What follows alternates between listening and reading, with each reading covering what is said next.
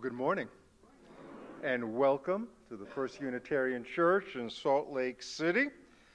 Our prayers are with our sisters and brothers along the Atlantic seaboard who have encountered the devastation wrecked by an earth that's filled with sound and fury.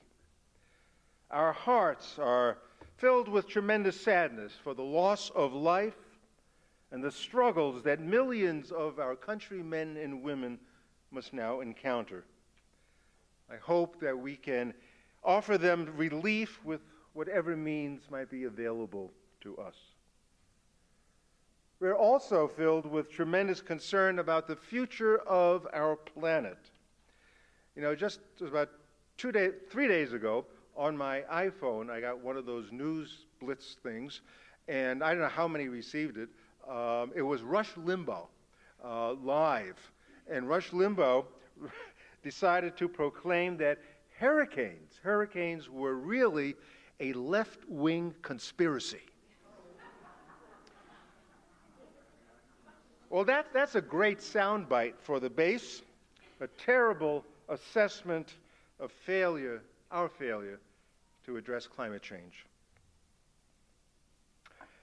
May we pause this hour to honor the Spirit and to accept ourselves as fragile human beings. Here in this intimate, historic chapel, we gather weary, really weary of life's trials, and yet cheered by infinite possibilities of love's grace. Here we rejoice in the keen intellect and the warm heart.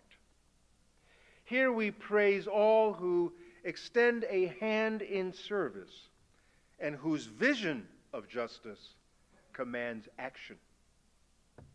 And there is a lot of action that needs to take place immediately, especially in the Carolinas. And may we do our part to help others who are in desperate need.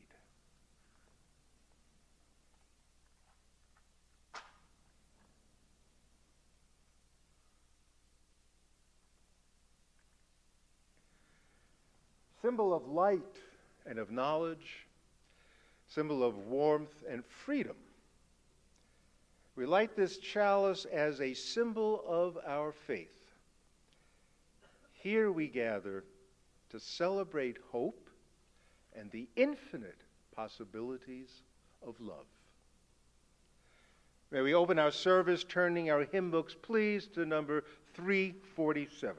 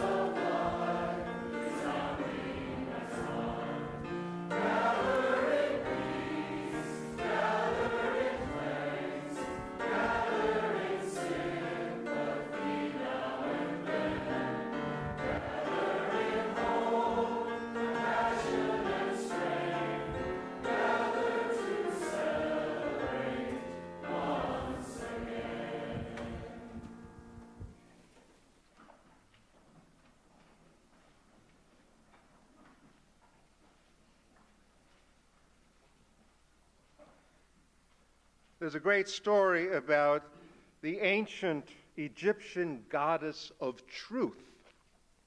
Her name was Maat, M-A-A-T. And she yoked truth with justice, morality, order, and law. You know, the old pyramid texts dating back to 2,400 years before the Common Era indicate that truth, justice, morality were of one cloth. The job description of the goddess of truth was to prevent the universe from returning to chaos. So Maat was pretty busy in those ancient times. We could use her today. If we look at our world at present, we can't help but notice that truth has been severed from the cloth, and justice has lost its bearing as a result. When justice is no longer tied to truth and morality, it all breaks down. We have chaos. Truth is the linchpin for cultural stability. And we've known that, in some sense, for at least 4,500 years, and yet chaos persistently is knocking at our door. The goddess Maat represented the ethical and moral principles that every Egyptian was expected to follow. They were expected to act with honor and truth in matters that involve the family, the community, the nation, the environment. And as Egypt began to grow as a diverse culture with conflicting interests, Maat was called upon to develop rules in order to avoid the chaos. And these rules then became Egyptian law. Maat's fundamental truth, everything that she based her work on, so to speak, was very, very simple. Her truth was unity within the entire universe. Unity right here in it all. Let's take a moment to unite our minds and our hearts in a spirit of prayer and reflection.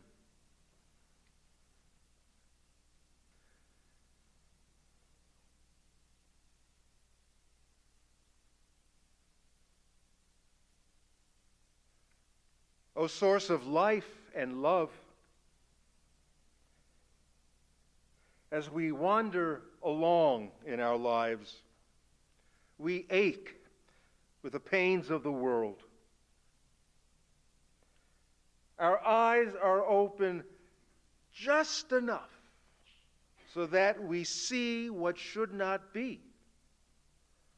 Hunger and homelessness. Victims of a society which serves most of us quite well. Bias, bigotry, weapons of destruction. We struggle with our responses. We struggle to keep our eyes focused keenly on injustice. But may we move towards a more deliberate awareness and not grow lazy in ignoring the hardships of the day. May we not be afraid to encounter reality for what it really is. May we always remain receptive to truth. May truth teach us to see more deeply, to really see the world. May the love of truth comfort us and lead us. May the honesty of thought and deed unite in us. And may the Spirit of life renew us. Amen.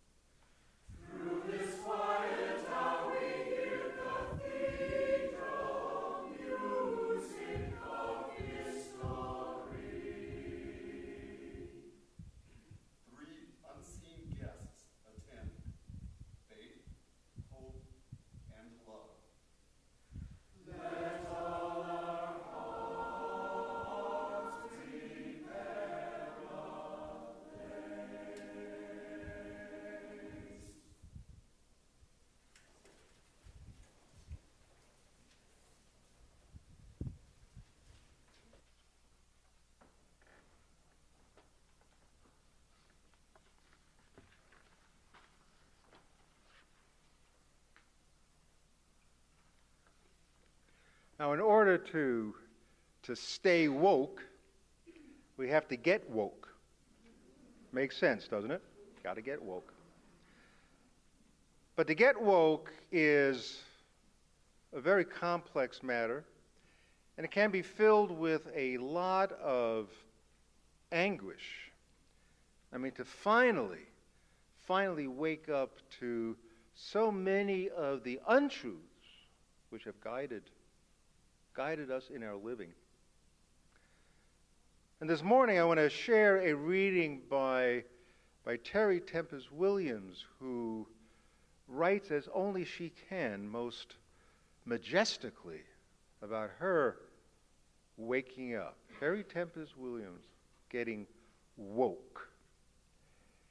Now, I don't really know the definitive reason that she all of a sudden found herself awake, but I will say perhaps, maybe a little bit, she did spend this past year, by the way, this is a brand new piece of hers, she did spend the past year on the faculty of Harvard Divinity School.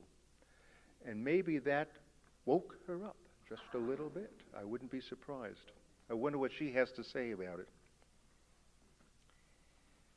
She begins by saying, "What is beauty if not stillness?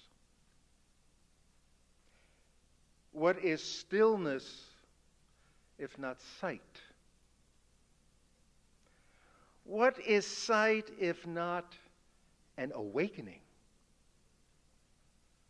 What is an awakening if not now?" Like many, I have compartmentalized my state of mind in order to survive. Like most, I have also compartmentalized my state of Utah. It is a violence hidden that we all share. This is the fallout that has entered our bodies. Nuclear bombs tested in the desert. Boom! These are uranium tailings left on the edges of our towns where children play. Boom! The war games played and nerve gas stored in the West Desert. Boom! These are the oil and gas lines, frack lines from Vernal to Bonanza in the Uinta Basin. Boom! This is Aneth and Montezuma Creek, the oil patches on Indian lands. Boom! Gut Bears Ears. Boom! Cut Grand Staircase Escalante in half. Boom! And every other wild place that is easier for me to defend than my own people and species. Boom! The coal and copper mines I watched expand as a child, Huntington and Kennecott. Boom! The oil refineries that foul the air and blacken our lungs in Salt Lake City. Boom!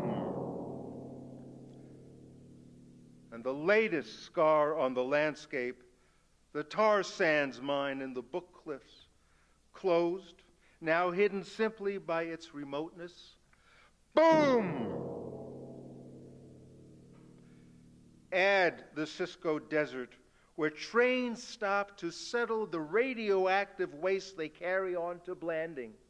Boom! Move the uranium tailings from Moab to Crescent Junction, then bury it, still hot in the alkaline desert, out of sight, out of mind. Boom! See the traces of human indignities on the sands near Topaz Mountain left by the Japanese internment camps. Boom!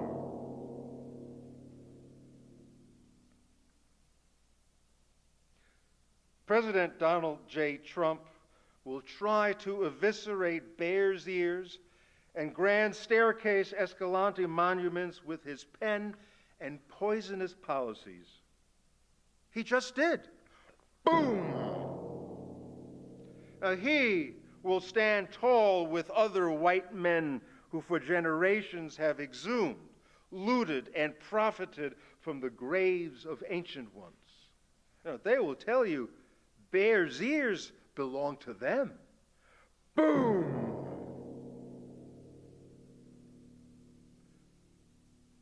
Consider Senator Orrin Hatch's words regarding the Bears Ears intertribal coalition support of the Bears Ears National Monument. The Indians, he said, they don't fully understand that a lot of the things that they currently take for granted on those lands, they won't be able to do if it's made clearly into a monument or a wilderness. And when he was asked to give examples, the senator said, "Just take my word for it." This is a story, a patronizing story, a condescending story. I see politicians and my Mormon people discounting the tribes once again, calling them Lamanites, the rebellious ones against God, dark-skinned and cursed. That is their story. Racism is a story. The Book of Mormon is a story. Boom! Environmental racism is the outcome of bad stories, a byproduct of poverty. In Utah, Yellow cake has dusted the lips of Navajo uranium workers for decades who are now sick or dead. Boom! There's no running water in Westwater, a reservation town adjacent to Blanding. But we're not prejudiced. Boom! If you speak of these oversights, call them cruelties, we as Mormons are seen as having betrayed our roots and our people. And these are my people. Boom! This is who I am. Boom! A white woman of privilege, born of the covenant. I am not on the outside, but inside. Boom! It is time to look in the mirror and reflect on the histories that are mine, that are ours. We are being told a treacherous story that says it is an individual's right, our hallowed state's right, to destroy what is common to us all: the land beneath our feet, the water we drink, the air we breathe. Our bodies and the body of the state of Utah are being violated. Our eyes are closed. Our mouths are sealed. We refuse to see or say what we know to be true. Utah is a beautiful violence. The climate is changing. We have a right and responsibility to protect each other. Awareness is our prayer. Beauty will prevail. It's time to heal these lands and each other by calling them what they really are: sacred.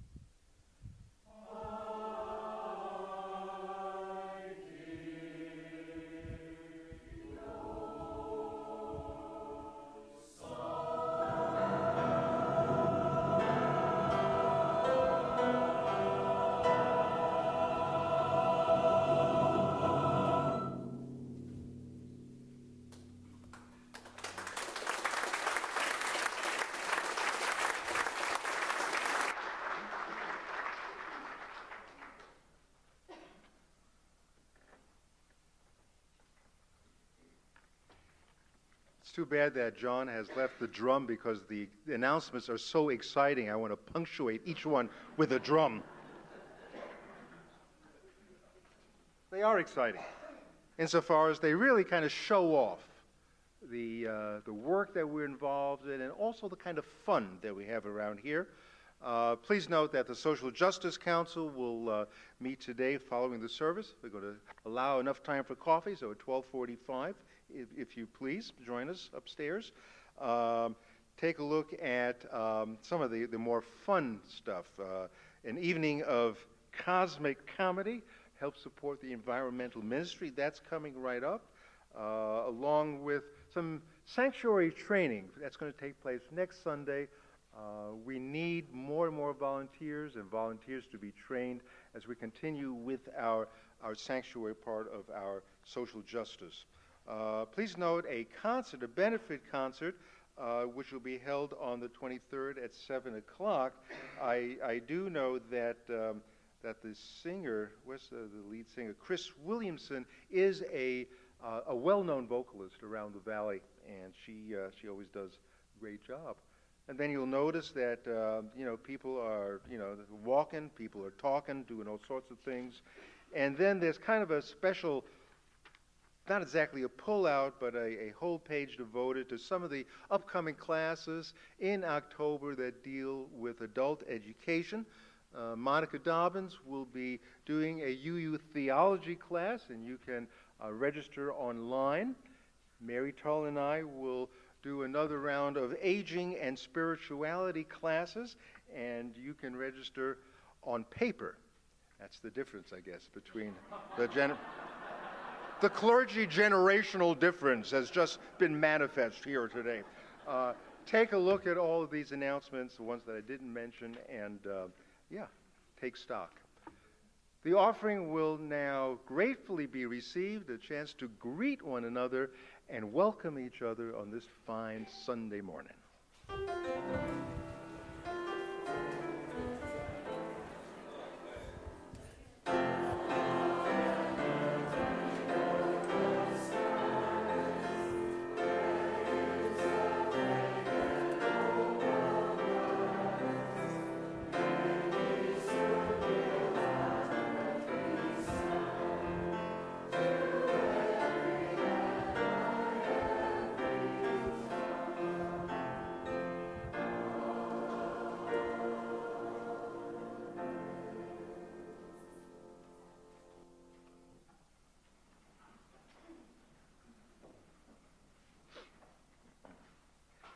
In 1946, George Orwell wrote a chilling essay called The Prevention of Literature.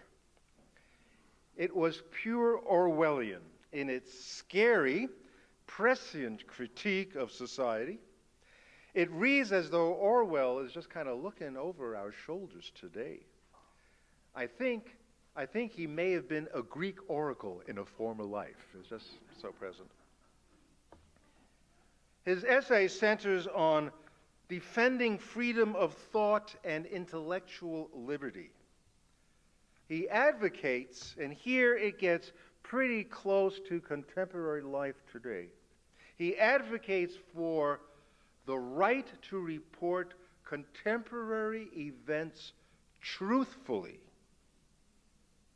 Orwell addresses the issue of truth becoming a casualty in a totalitarian state. He writes that totalitarianism is in effect a theocracy, and its ruling caste, in order to keep its position, has to be thought of as infallible.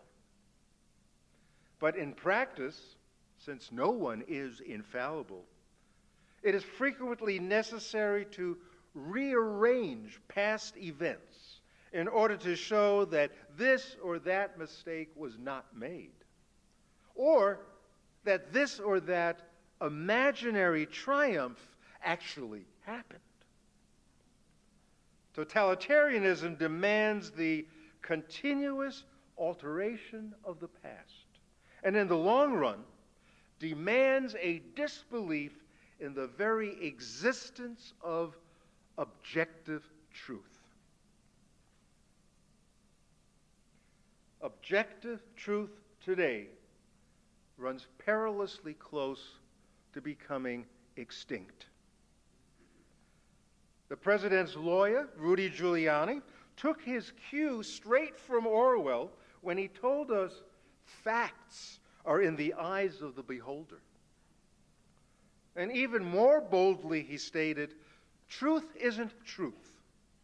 Do you remember that? He said, truth isn't truth.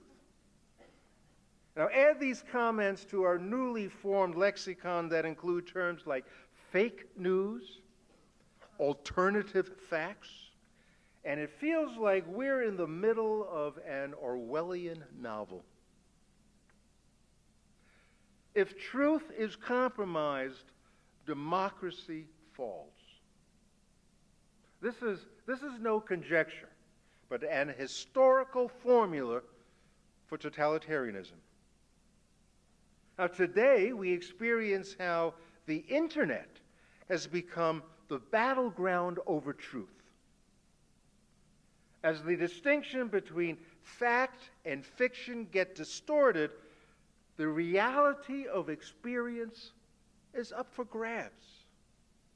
Now, we may see police body cams expose the cold-blooded murder of young, unarmed African Americans, but what you see, what forensic specialists report about black victims getting shot in the back, gets sucked into this chilling vortex that truth is not truth. Do you remember the old Marx Brothers movie when Groucho said, "So who are you going to believe, me or your eyes?" Yeah, it made us laugh because it's so absurd. Our president says, what you are seeing and what you are reading is not what is happening. The absurdity terrifies us. The activist Rebecca Solnit makes it very clear. Lies are aggression. Lies trample down the facts. As the distinction between true and false breaks down, our freedom, our rights, our liberties become increasingly fragile. The Voting Rights Act of 1965 guaranteed the right for all citizens to cast their votes in an election, a cornerstone of our democracy. But the imaginary voter fraud justification to suppress the right to vote among people of color has deliberately blurred the line between fact and fiction. What is truly real here? Is history being rearranged? Now, a word of increasing usage among progressives especially is the word resistance. But what does it really mean? You know, unlike other expressions of radical cries to change society, tear down the establishment, fight the status quo, resistance these days simply means preserve the truth. Facts matter. Stay woke. Terry Tempest Williams, whose reading I shared with you this morning, offered a brilliant and candid example of going through the anguish of perceiving new revelations. All happened when she woke up. The truth, she realized, has been misrepresented in the stories as told by the theocracy. It'll be helpful if you make a connection here with the word dictate. Dictate, we must understand, is an offshoot of dictator. The dictator or theocracy, in an effort to be seen as trustworthy, must build a case for its infallibility and thus dictates reality. And thus the stories unfold whereby facts are in the eye of the beholder and truth is in truth. It's all good. Just take my word for it. Terry woke to the violence which lay hidden. Once woke, she sees Utah as a beautiful violence. And we can easily extend that image to our whole nation. Our country is beautiful. It is a beautiful violence. And we have avoided the cognitive dissonance by compartmentalizing truth and lies so we can make it work for us somehow. But then when you wake up, you realize you've been a pawn in the totalitarian system of cruelty that breaks down the line between fact and fiction, with a natural beauty serving as its backdrop. Now, Terry concludes that we violate the sacred by keeping our eyes closed and our mouths sealed. We refuse to see or say what we know to be true. We get by from day to day by rejecting what we know to be true. And she says, awareness is our prayer. We can say that in different ways. We can simply say, pay attention. Or we can say, see more clearly. Or we can proclaim, intensify. Let us intensify our presence.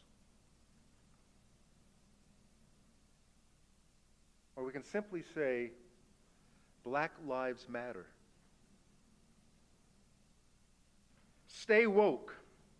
The call to the African American community since the 2013 murder of Trayvon Martin serves as a reminder to everyone that truth is under siege. Stories that bequeath virtue to stand your ground laws are trying to create a new kind of reality, create a new experience that tears away the civil rights of black people everywhere. Stay woke. But that was not the first time the order to stay woke was used. In 1938, Leadbelly recorded a song called The Scottsboro Boys. The Scottsboro Boys historically were 9 black teenagers who got arrested for some minor disturbance on a train right by Scottsboro, Alabama. 2 white women were questioned, and they said that the boys had actually raped them right there on the train. And an all-white male jury convicted 8 of the 9 boys to death, sparing the life of the 13-year-old who would spend the rest of his life in prison.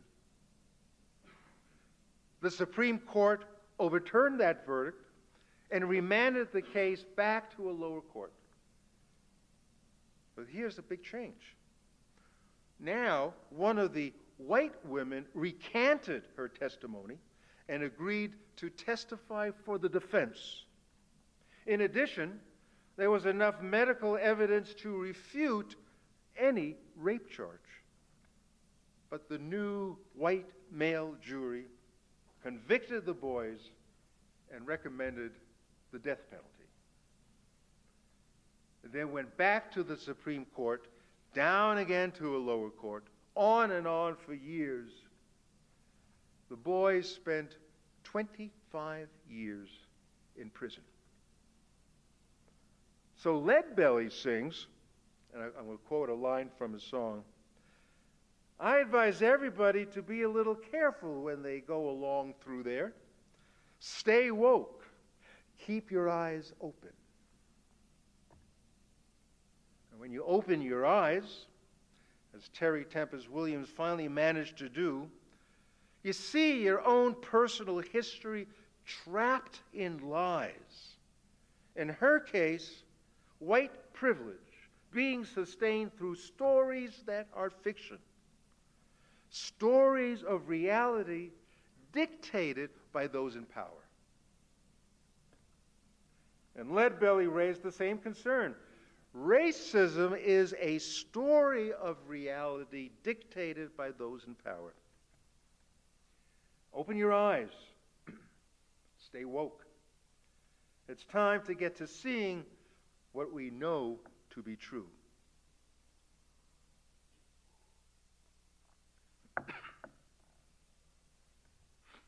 Black Lives Matter demands that the story of black insignificance be told right. That Black Lives Matter and they will not be cheated out of owning and possessing and living their basic, fundamental human and civil rights. We need to understand equality. Equality is not a dream. Equality is a weapon that fights against lies.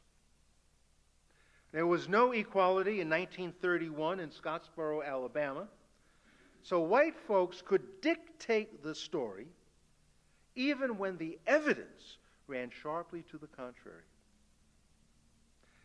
Equality fights lies. Equality won't let the story be dictated without resistance. Equality insists on accountability to facts. And that's why police watchdogs, for example, are often so opposed by those holding power. Because those watchdogs represent accountability by those who fabricate stories because facts are in the eyes of the beholder. So look what's happening in our country today. Just a couple of months ago, last June, Mike Leach, the football coach at Washington State University, who makes $3.5 million a year, by the way, but that's irrelevant. Mike Leach was called out on doctoring a video of a speech by Obama, which misrepresented Obama as a fanatic and tyrant. Instead of apologizing and owning up to his dissemination of a fake conspiracy video, Leach simply said, "What is a fact?" That's the end of it.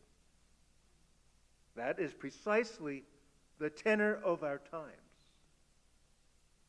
Stay woke. Truth has become meaningless. What's a fact? And when truth becomes meaningless, then morality dissolves into nothingness. When the distinction between true and false is lost, ethical behavior can no longer guide human interactions. Now, the rising tide of immorality we so painfully feel today, and the blatant defiance of justice and repudiation of rights, demands that we open our eyes and stay woke. When the vice president called a convicted criminal, the former Arizona sheriff, Joe Arpaio, called him a champion of the rule of law, facts cease to hold meaning, and morality then just drains out of government policies and practices. When Laura Ingraham of Fox News calls those cages holding weeping immigrant children separated from their parents, calls them summer camps, we need to be woke. We need to resist the false stories that are being dictated. Timothy Egan reminded us recently how we all laughed when the North Korean news agency reported that Kim Jong-il scored 5 holes in one playing a round of golf. Is this any different from our president saying that crime in Germany was way up when it just recorded its lowest year for crime in 3 decades? The dictator is no longer accountable, you see, because the press, whose purpose in a democracy is to hold its leaders accountable, the press is labeled the enemy of the American people. And this same president retweeted a video purporting to show a Muslim migrant beating up a Dutch boy on crutches. Now, authorities in the Netherlands said the assailant was neither migrant nor Muslim. Asked to account, Sarah Huckabee Sanders said, the truth didn't matter. She said, whether or not it's a real video, the threat is real. In other words, what is a fact? What is a fact? How many people died last year in Puerto Rico because of the hurricane? Facts in the eye of the beholder. The Oxford English Dictionary announced that the word of the year, they do this always, they always have the word of the year is. Well, let me tell you, the word of the year in 2016 was post-truth. It is described as a condition where facts are less influential in shaping opinion than emotion and personal belief. Sounds Orwellian, doesn't it? Post-truth. Banning the word climate change. Removing scientists from the Environmental Protection Agency. Pretty chilling stuff. And the West has been rooted in Enlightenment ideas since the 17th century. Facts are central. Today, we have normalized lying. Stay woke.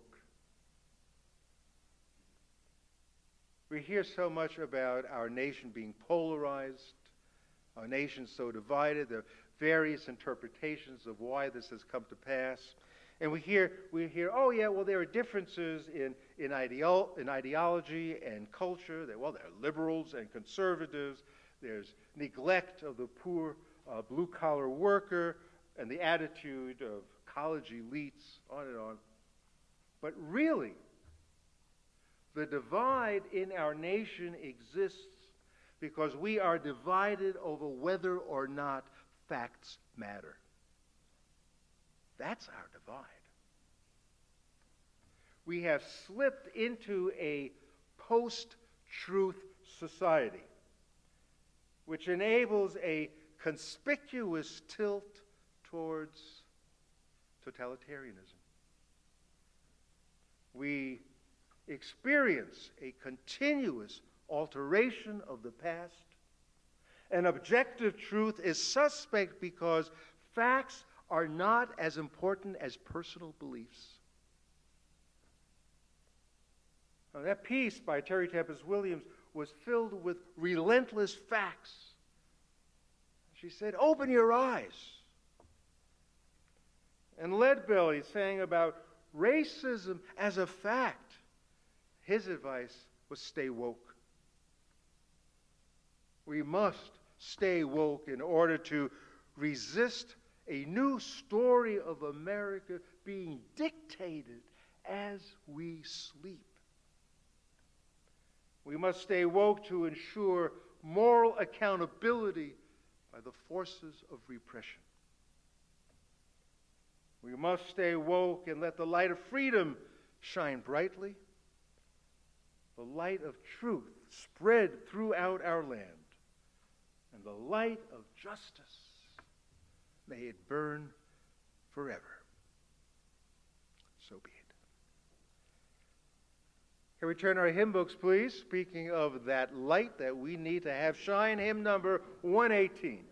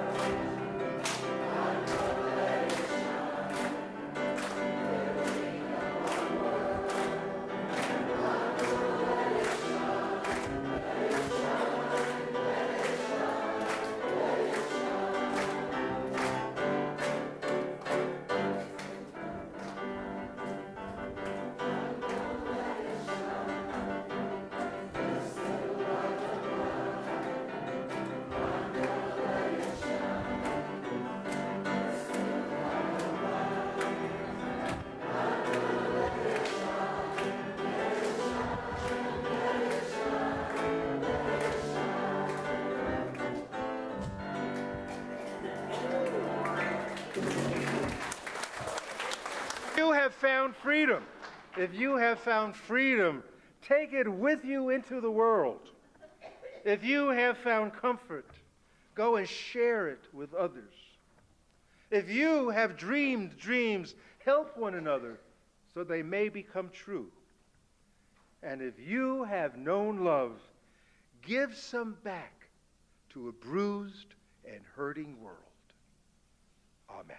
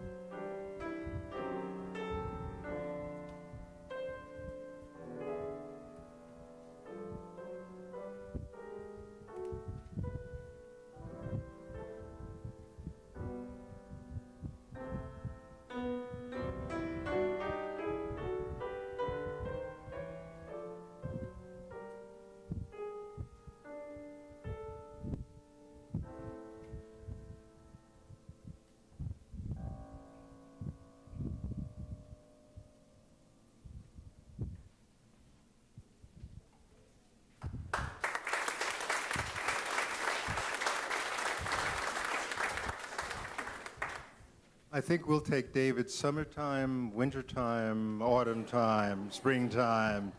Yeah, you're stuck. Thanks very much, David. So let us adjourn for coffee and conversation.